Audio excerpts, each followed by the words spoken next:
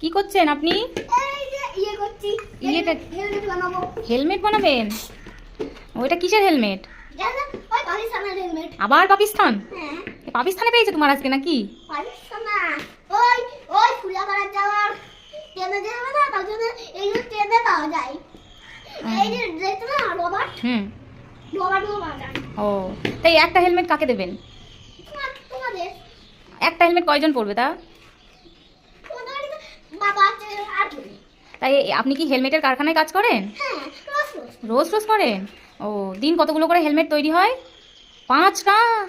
বাবা, কত দামি হেলমেটগুলোর? 5টা। মাত্র 5 টাকা? তাহলে আমাকে 5টা দেবেন বানিয়ে, হ্যাঁ?